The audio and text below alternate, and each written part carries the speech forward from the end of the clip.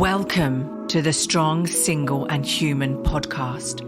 A real look at single parenting, how to navigate the ups and downs of life with kids on your own while keeping sane.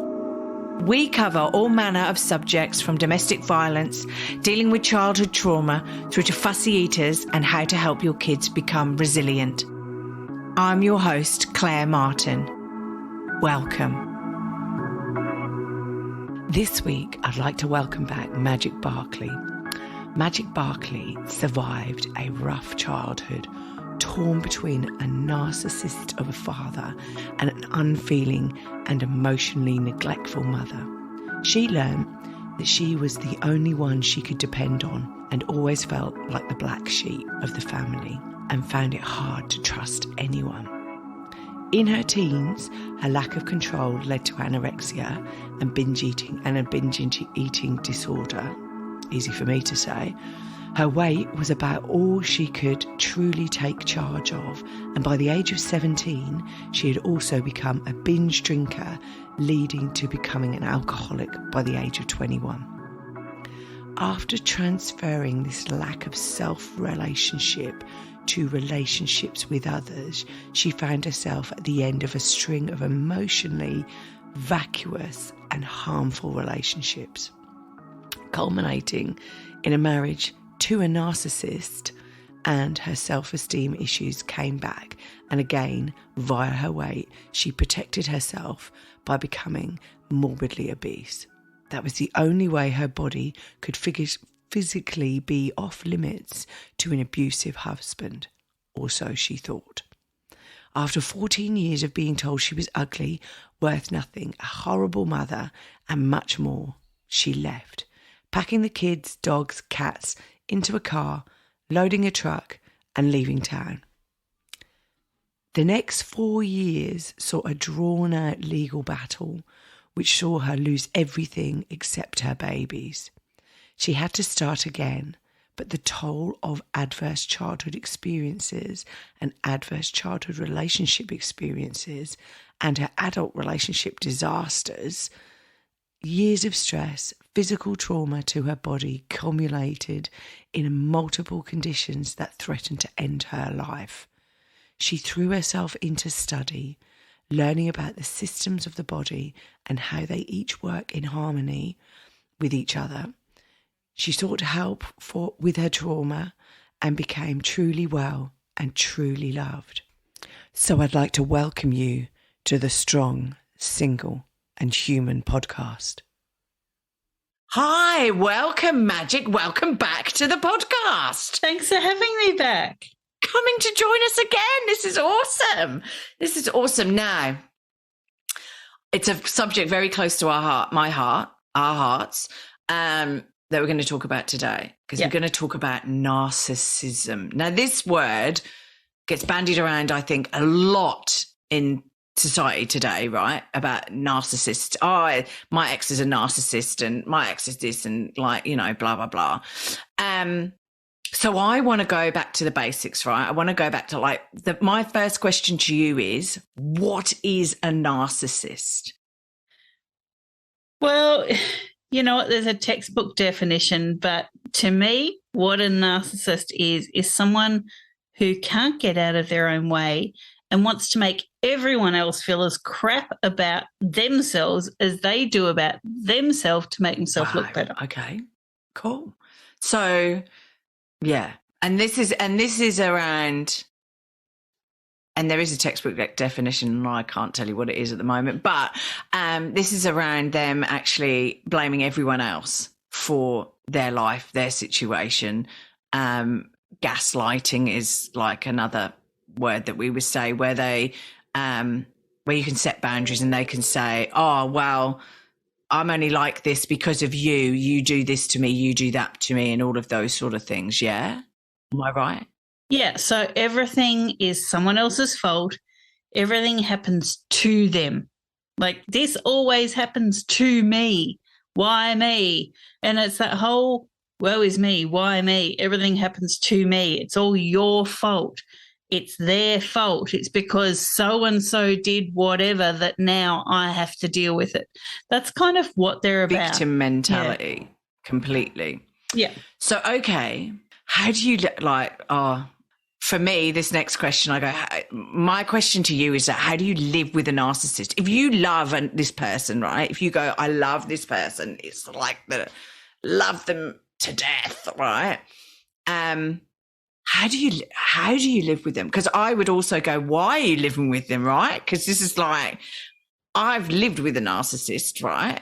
And I just couldn't do it. It was soul destroying. Like, maybe we should go back a bit and say, well, what did narcissists, if you're in a relationship with a narcissist, how do you recognize the narcissism as such? And like, the easy way to recognize it is nothing is their fault. Nothing is ever their fault. There's no accountability. There's no, oh, when you did this, I did this. Maybe that was wrong as well as you doing that. Like, you know, you can be at fault, but they won't take blame. It'll all be on you. So it will have nothing to do with their reaction, or they'll quantify their reaction. Well, when you said that, I had to do this because you left me no other choice. So that's kind of how you can see it. But to your second part of that question, how do you live with one if you truly love that person? Well, first things first, don't lose yourself in the mix. Do not listen. You need a protective barrier up against their sledges and against their blaming and against all of them putting everything on you. You really need to love yourself. You need to know who you are. You need to know what you stand for, because as soon as you lose your sense of self, you are just a pawn in their games. Well, can it even work though? Like, and I suppose also, like, I know it's not like you dive into this relationship and like you go after a month or so, you go, oh, hello, living with a narcissist here. Like for me personally, like it was unbelievable for the like first year, 18 months. I was just like, wow, I found my soulmate. This is all great. And then slowly but surely things start to like change and move forward, and like you lose your friends and all. So like, is there a certain, like, and I suppose I should say, is there a certain pattern? There is, yes. To getting involved with a narcissist? Yeah. So the narcissist is usually the most charming. Everything you've always wanted to hear. They give you the attention maybe no one else gave you before. They'll fill the gaps in your life, and they'll do that with such fluidity that it's seamless. And you're like, this is my soulmate. You know, that honeymoon phase, that can last a couple of years. Wow. And you can think this person is the bee's knees, like, because they're putting on a concerted effort to be the bee's knees.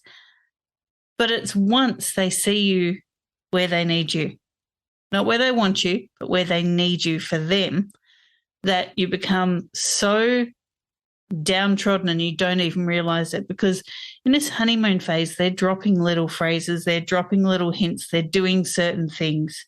Are they doing research on you? They are. And like going, how can I manipulate this? How do I push the envelope here? Is that what they're doing? They are. So in order to have you fully supporting them, they'll pick, say, a friend that they don't really like, a friend of yours. Instead of going out with Sally for drinks, why don't we just stay home and watch a movie and have some quality time? Wow. And really just be with each other, because isn't everything fantastic? And in your mind, you're thinking, yep, everything is fantastic and I love being with this person, and snuggling on the couch watching a movie sounds perfect. You know what? But if I go with Sally for drinks, I've got to go out, and Sally might say something I don't particularly want to hear because she doesn't like this person and they don't like her, and I don't want to deal with it. So there's the start of you being cut off from your friendship with Sally. Wow. But it happens so subtly, but it happens in a way that's dressed up for pleasure, for enjoyment, because they're building up that cuddling on the couch watching a movie and quality time together and how bonded you are. And so they're filling those gaps. Yeah. Yeah. And like, well, can can a relationship work with a narcissist? There are so many questions buzzing around in my head, right? Because I go, can a relationship work with a narcissist, or does that person need to get help? I mean, like, I sit here from my standpoint and go, nah, would never work. Like, never ever. One, would I get myself into that situation again? And two, would it work? I couldn't, like, even if I found myself into that situation again, I'd be out very, very quickly.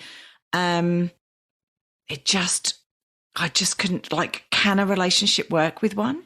Look, in my brain says no, it can't. Yeah, mine does but too. Do you know what? Like I said, if you have a really complete sense of self and you can see what they're doing, you're not falling for the little games, but you can see it for what it is, and you still super love that person, but you are not getting consistently damaged by that person because it's almost like you've got a Teflon coating to it, then I guess in theory it could work.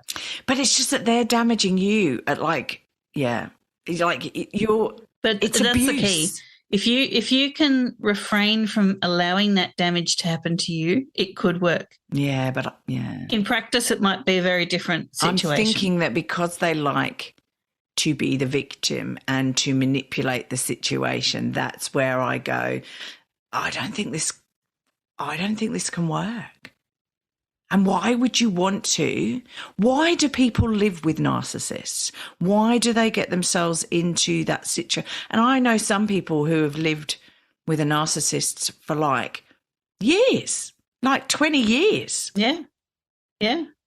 So the question why is you're missing something in your life, whether it's, from a childhood relationship or a childhood trauma, whether it's something in young adulthood or in, later adulthood. They're filling a gap that they can clearly pick up on and see. You need to fill your own gaps. You need to not allow these people to come in and swoop in and save the day because they love doing that. Yeah. And they're really good at it. You need to be your own savior, your own hero. Yeah, wow. Yeah, no, you're right. You are right.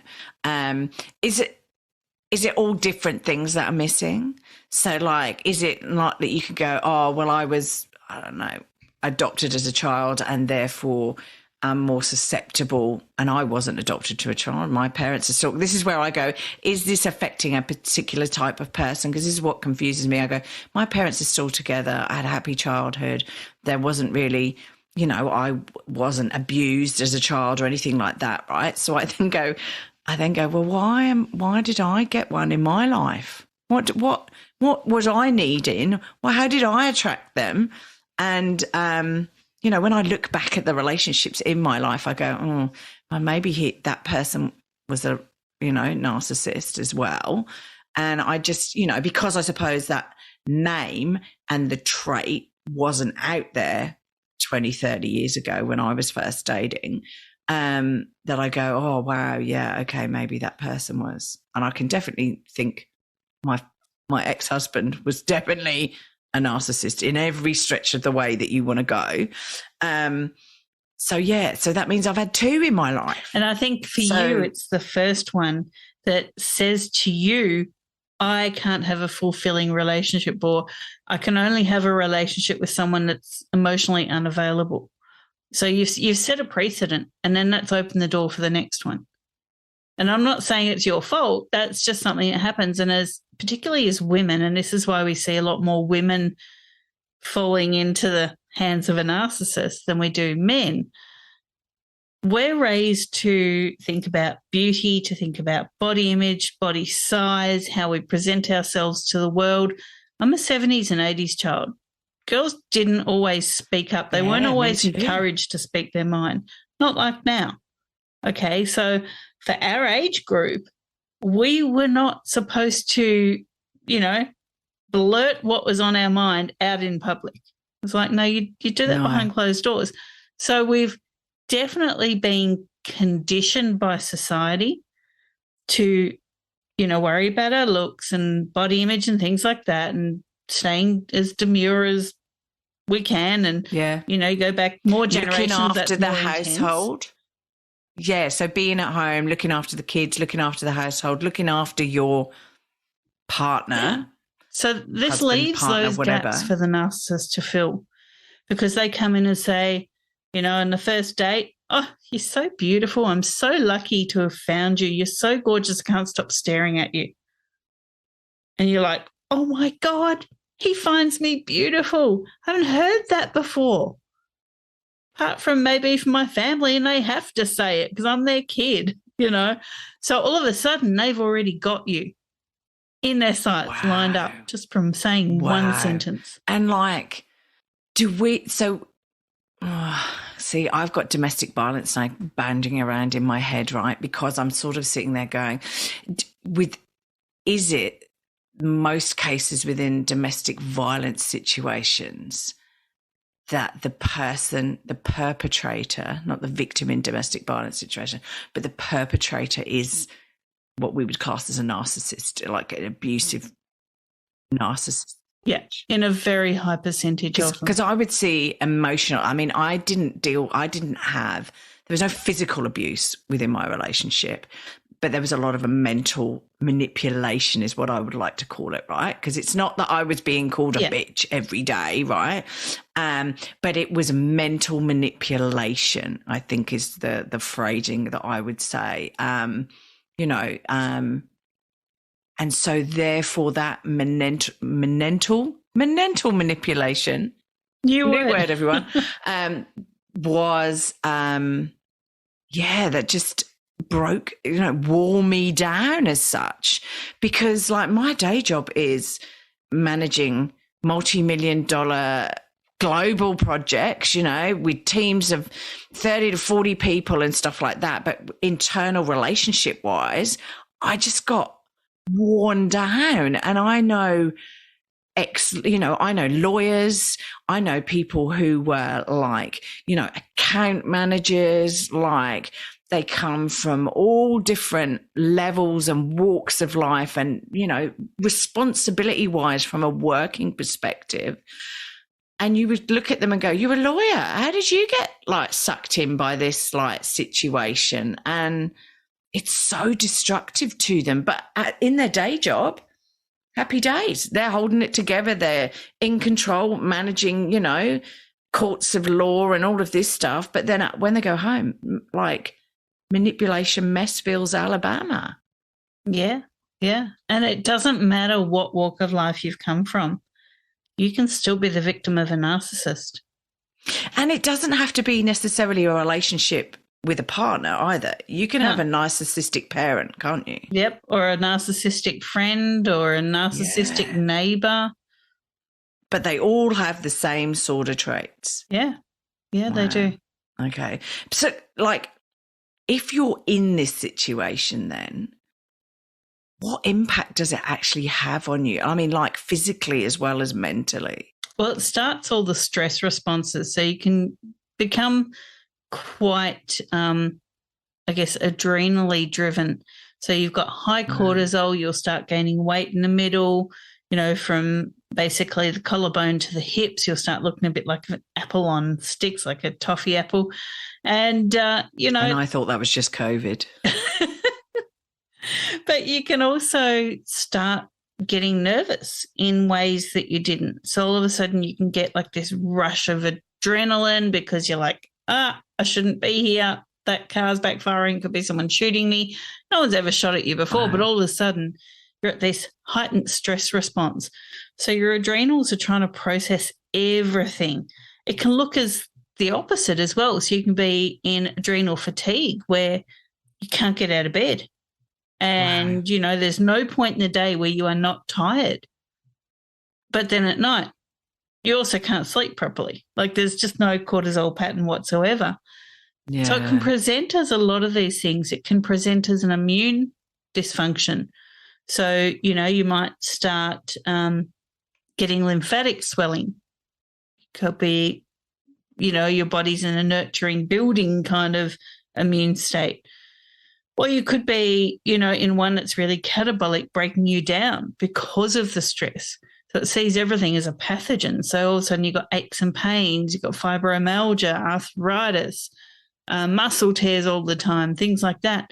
So these are immune responses to what's going on because, and I've said this on numerous podcasts, and I'm going to say it again, anyone that's heard me speak, you'll know this, your body wants you to be safe. That's its only job, to keep you safe.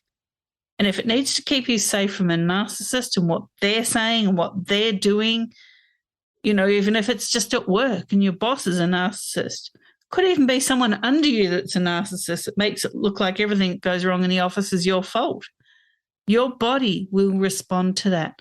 So it's not just something that we're dealing with the mind, but every system of the body will try and keep you safe. And you're probably not going to like the ways it does that.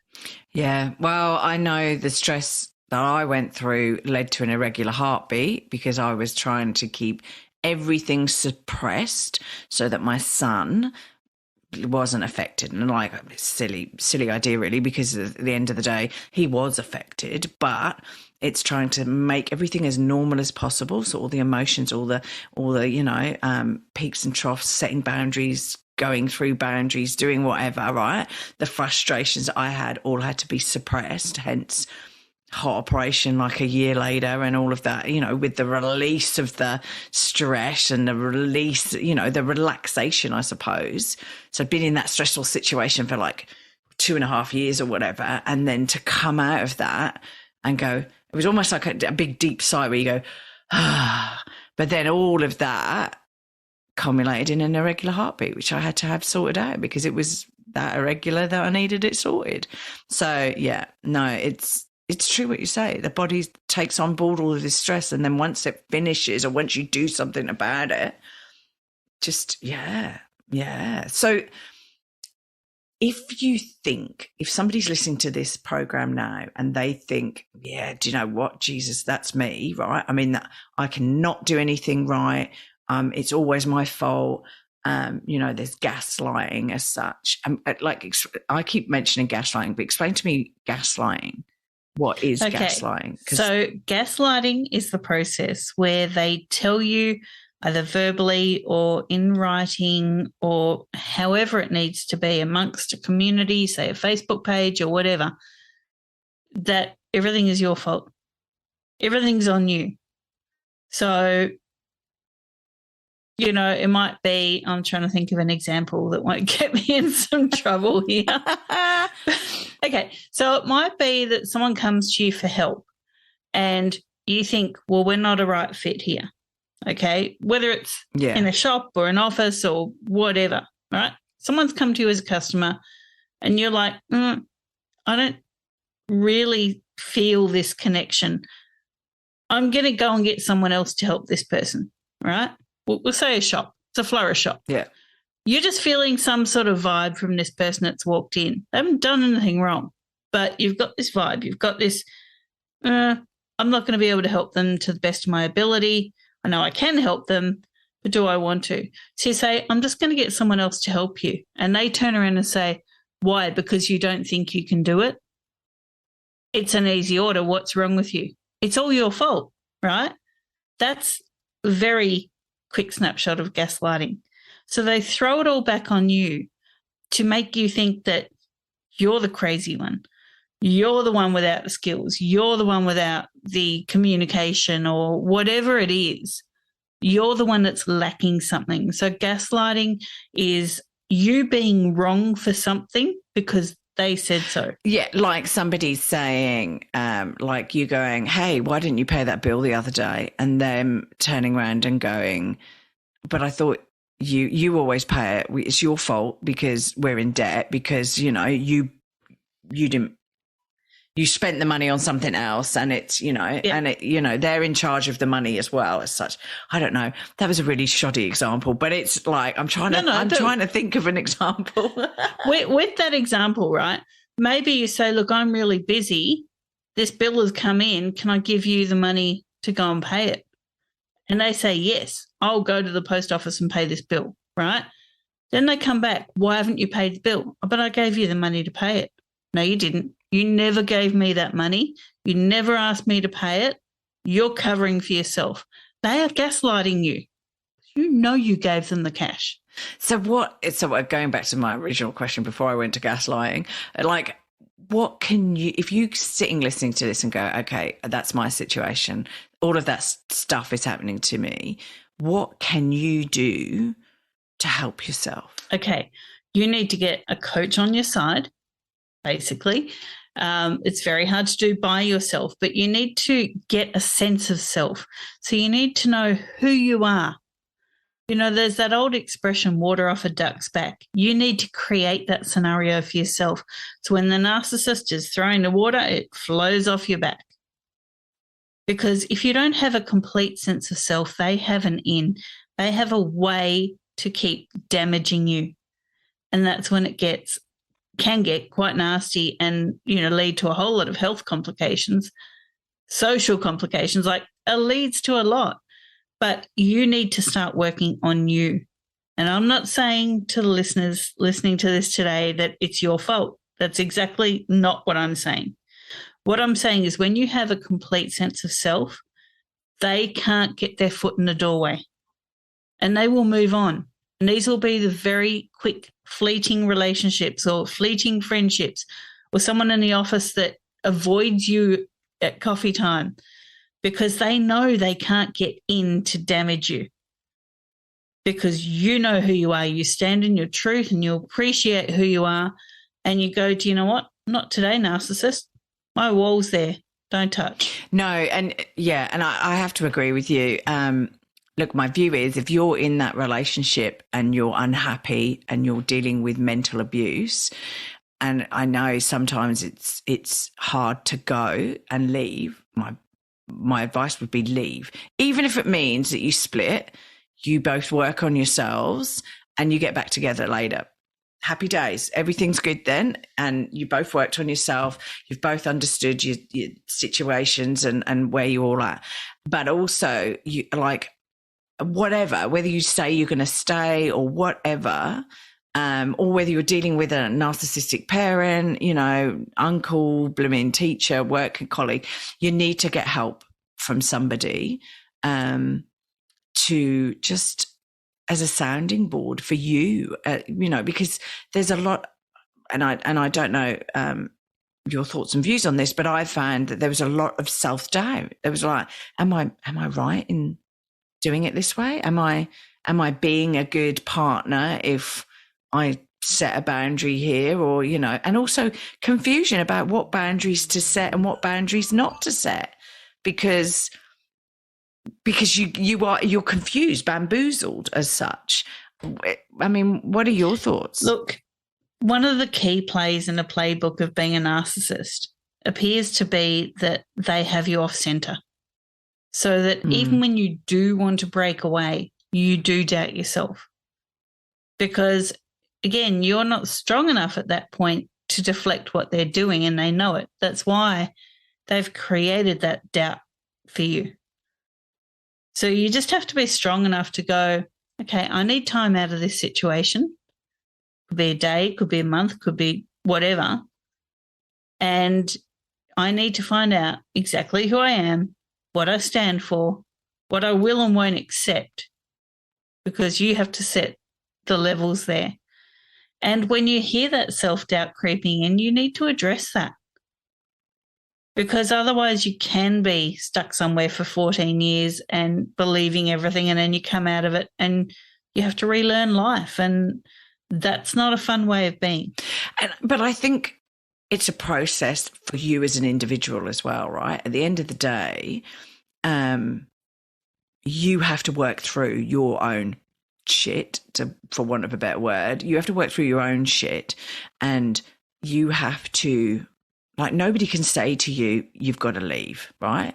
Nobody can say that. You'll know when and where is the right time and all of that stuff. And if you stay, you stay, right? But that's your choice. At the end of the day, we all have choices about whether we stay, leave, or go from that situation. But I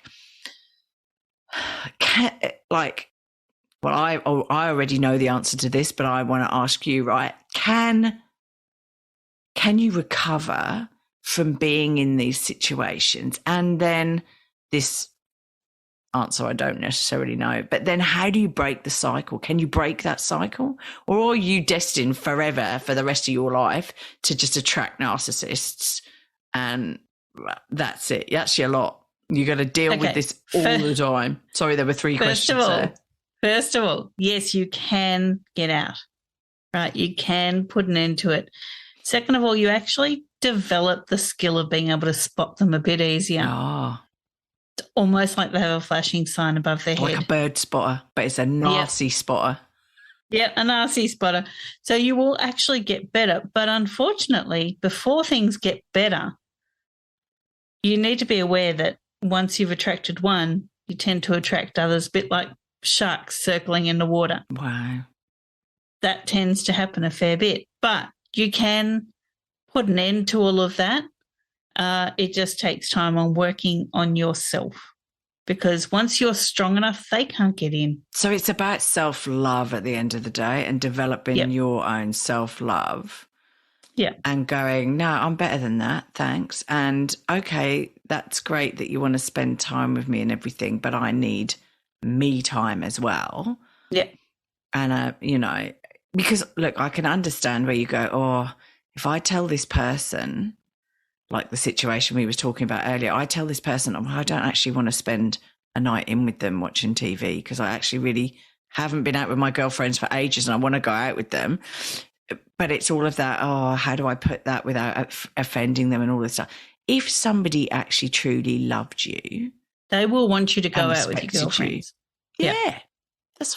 It's not about the manipulation of, oh, wouldn't it be cool? And I just adore you so much and all of that stuff. It really comes down to you are responsible for you. You are never responsible for other people, for how they react or whatever. Like, unless they're little kids, you know, that you've brought into the world, you are responsible then. But even as they age, you are not responsible for how they respond to things. You are responsible for your own actions. So when you're with a narcissist, say in a relationship, like, you know, do I go to the movies or do I go out with Sally for a couple of drinks? You are responsible for how you feel. So you need to say, I haven't seen Sally for so long and I want to go and see her. You'll be here when I get back. And then we can have our time on the couch and watch a movie. But what about if they say, oh, I'm not going to be here if you're going to, like, do X, Y, and Z? Have a great time. Yeah. Well, I know that now. But, like, yeah. Like, you are not responsible for their reaction to something. Yeah. You do not have to stop living your life so that someone else doesn't get hurt or offended. Yeah. Yeah. Agreed. Completely agreed. And narcissism does affect the children, doesn't it? It does. So tell you a little bit of a story. Yesterday, my nearly 21-year-old and I were in the car together. God. Yeah. Gosh. And we're organising his 21st. And I said to him, look, I know you hate me saying this, but I've said it all along since I split from their dad. If you want to invite him to your 21st, go for it. I'm not going to be 100% happy, but that's my problem. That is not your problem, because he is your dad. And my son turned around and said, right, enough. Since we left 10 years ago, you've been saying that. Enough. I don't want him there. He's not part of my life. As far as I'm concerned, I have no dad. So you've said it enough. He said, I am responsible for my life and I don't need that person in my life. It's his decision, isn't it? His decision. I said, wow, that's really mature. And he said, let me just tell you one thing, Mum. When you thought you were protecting us and hiding everything from us, in the background, he was going after us too. Wow. He goes, and I didn't want to tell you because you had enough to deal with. Wow. And I turned to him and I said, son, what happens to me is my responsibility. What happens to you is your responsibility. You didn't need to hide that to protect me. And I didn't need to hide what was happening to me to protect you, because look at the miscommunication it's caused. Yeah. And he said, right, can we stop talking about my father now? And I said, perfectly. That is fine Oh with my me. gosh. Like, So, wow. we think we're protecting the kids. We're really not. They're seeing everything. Yeah. And sometimes they're copying their own version of it. Well, this is my concern is, the manipulation and things like that. You don't sit there and go, wow, Jesus Christ, like, where did that, I mean, monkey see, monkey do is what kids do, isn't it? I mean, you do something and they blooming copy. So, that's my concern is, and then how do you break the cycle? It's self-love, I suppose. It's being responsible for your own self. It's teaching your kids what self-love is. Yeah. So this same kid, a few years after we did leave my ex, he turned around and said, he goes, Mum, is it all right if when I grow up that I love my wife and my kids and I show them that every day? And I said, of course, that's what you're supposed to do. And he goes, just checking because that never really happened. Kids say the funniest things, don't they? They do. They just sit there. Yeah. Heartbreaking but funny. Yeah. At the same time. And, so as long as we teach kids, as long as you know who you are, what your highest values and beliefs in the world are, and you stick to that, you'll be right. Because when you're authentic, the people around you are encouraged to be authentic as well. Yeah.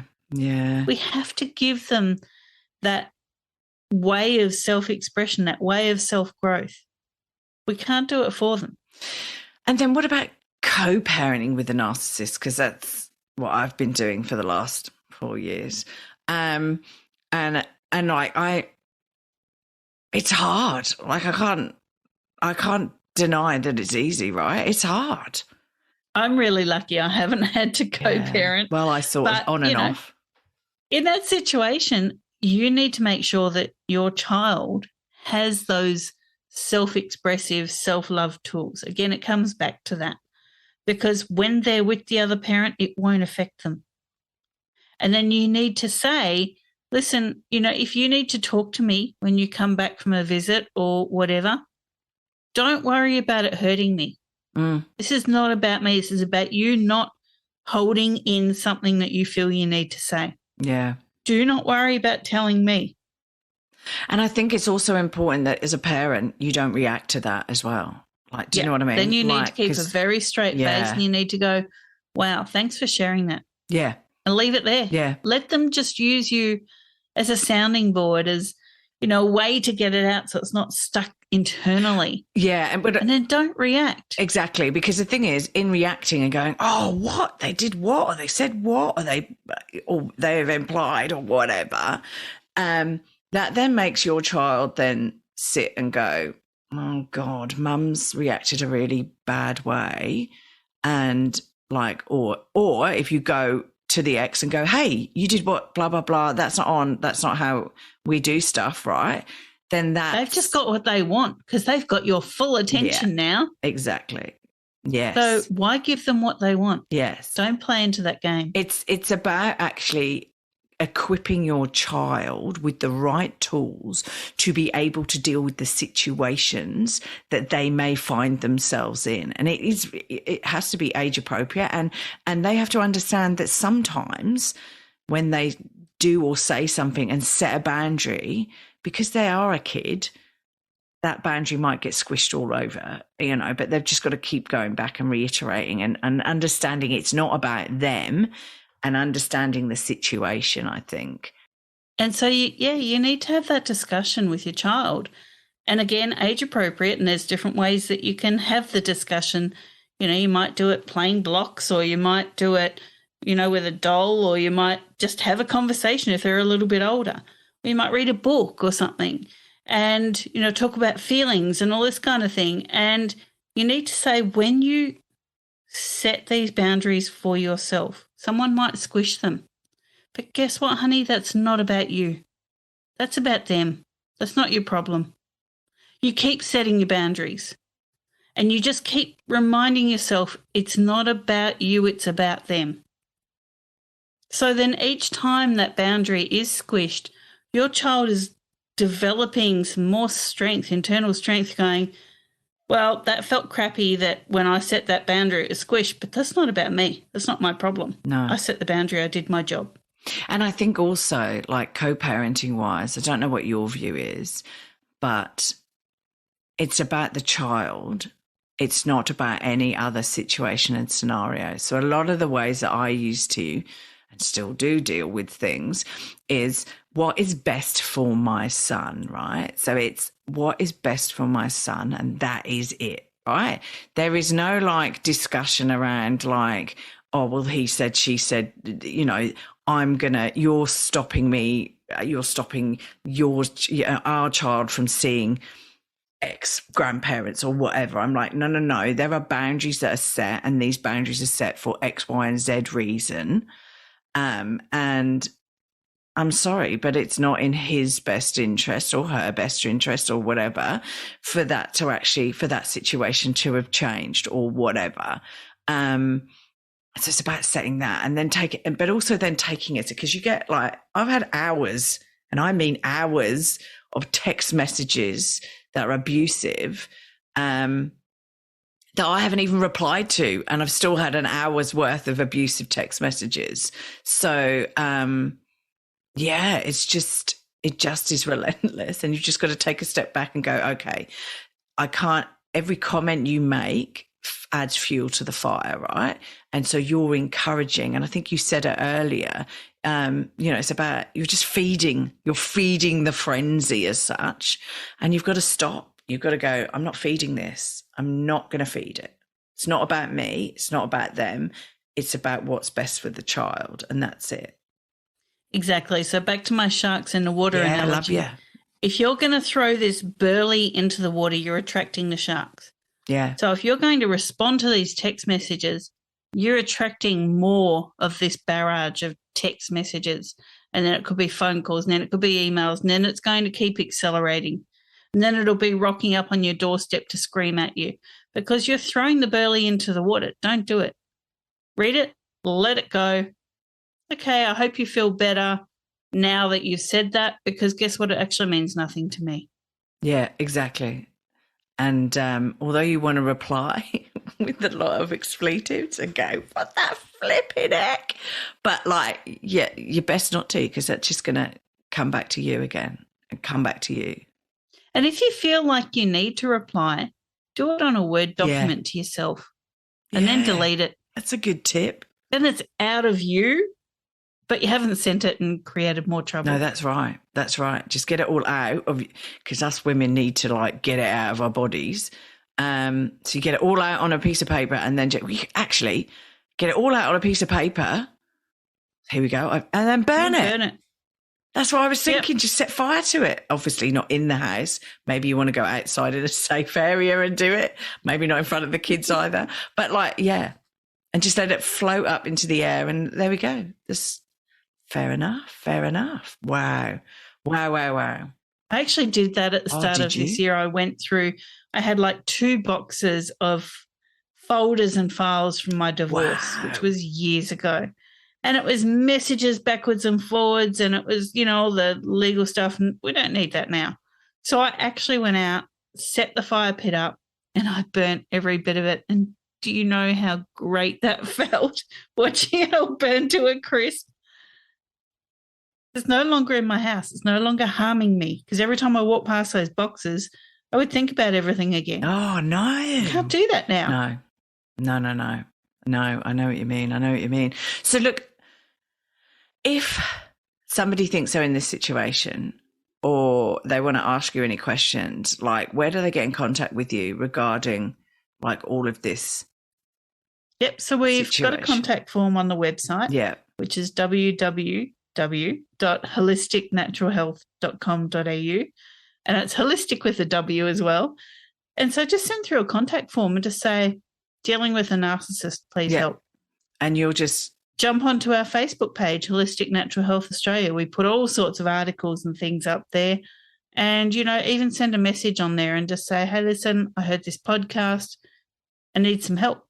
One of our coaches can coach you through this and can give you tools to build that healthy self-image and, give you tools to actually deal with that sense of self that is just so key with all of this. Yeah, no, I agree.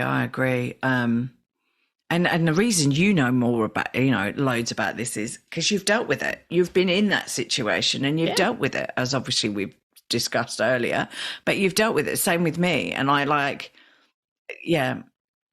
amazed that I even got into that situation. But then I'm 4 years out and you've got to give yourself time to recover from all of this as well. Like I'm 4 years out. It does. And I feel time. sane now. Yeah. But there was a long time where I didn't feel sane, anxiety, depression, like what was I doing? Why didn't I have the relationship that I thought I had and all of those questions? So you've got to work through that all as well and sort of get to the end of that. But there is an end in sight. And you just have to really put yourself first because guess what? That's what they're doing. So I have a final question. And I can't ask you the question that I asked you last time you were on because that would be crazy, right? So if you, Magic, I think your name's what this is anyway, right? I love your name. But if you, Magic, had a superpower, what would it be? Superpower. Yeah. I've had loads. That's a good one. I would love to be able to fly. Yeah. I think that would be really cool to fly Superman style and just be able to go, I can take myself out of this situation and go over there and it won't take me long to get over there and then I can fly to back. A different country. Happy days. How cool. No customs, no queuing to get on a plane, no luggage. Well, mind you, see, this would be my problem. Couldn't just go in me Superman tights and stuff. But Superman always manages to change back into his day clothes. Well, that's true. That's true. I think that comes with the whole being able to fly thing. Yeah. That you just have this magical outfit that can change. Yeah, maybe. Well, and then if you flew to a different country, you could fly over there and got your Superman outfit on, just buy some more clothes. Exactly, Happy days. Right? Exactly. And then get them shipped home or whatever. Because you can't. Or just give them to someone there and say, I know you need some clothes. Here's some clothes. Yeah, no, that's fair enough. So I have to ask, when people say fly and like Superman and all of this stuff, cape or no cape? Definitely cape because capes are cool. Really? Yeah. See, I'm a no caper. Cool. I'm a no caper because I think if you're fighting evil powers, then those evil powers can grab your cape and then, you're in a whole world of trouble. Whole world of trouble. They never do. They never grab the cape. No, that's true. Superman had a cape and he got away all the time. Exactly. No, that's true. That's true. Yeah, I just think no cape, like the Flash, but not running because that's too much hard work. Exactly. I would want to be flying, right? Like, what was that about the Flash? Hello? That's lots of running going on there. Just jump up in the air and fly. But yeah, no, that's fair enough. That's fair enough. Look, thank you, Magic, for coming on board, talking to us on the podcast. It's been a pleasure. Thank you so much. It's great talking to you. And you're on here a second time. So, God, you're a glutton for punishment. I loved it. Thank you. But, so look, have a great rest of your day. And thank you, you too. And thanks to the listeners. This is probably a really hard thing to listen to, especially if you're dealing with a narcissist. But you need to know that you are important. You are special. You are strong. You have your own superpower. And that is you're not letting a narcissist win. Yeah, that's right. That's right. And it is a long journey. They don't give up easy either. So it is a long journey, but it's about sticking by your guns, doing your personal development stuff, looking internally and it's almost like you're a jigsaw puzzle that's been pulled apart and you've then got to go and do your counselling and personal development to put that jigsaw puzzle back together again so that you're then that whole person coming out of that 3, 4, 5, 10 years later that you're actually, I agree. No, thank you. Exactly. But just with your jigsaw puzzle, narcissists take the edges off the pieces to make them fit the way that they want you to. God. So you don't just have to do personal development. You have to do a bit of a carpentry course and get these pieces back together the way they're supposed to be. No, and you're right. No, that's fair enough. That's fair enough. Yeah, no, wow. Look, thank you again for today. And we'll speak to you soon, no doubt. Thank you. Thanks for listening. If you've enjoyed this podcast and you would like to hear more, please hit subscribe wherever you like to hear podcasts. If you would like to support us further, share this episode with your friends and family. And finally, drop us a review on iTunes, as I'd love to hear your thoughts, comments and ideas. It all helps me to understand and produce awesome content you want to hear just like this. If you want to check out our past episodes, write to us, appear on the podcast, or for links, resources and show notes, go to our website www.strongsingleandhuman.com. We are also on all the usual social media platforms, Insta, Facey and Twitter. I hope you have a wonderful week, and I hope to see you back here again soon. Be kind to yourself and remember, no one is perfect. We're all just putting one foot in front of the other and doing our best. I'm Claire Martin, and you've been listening to the Strong, Single and Human podcast.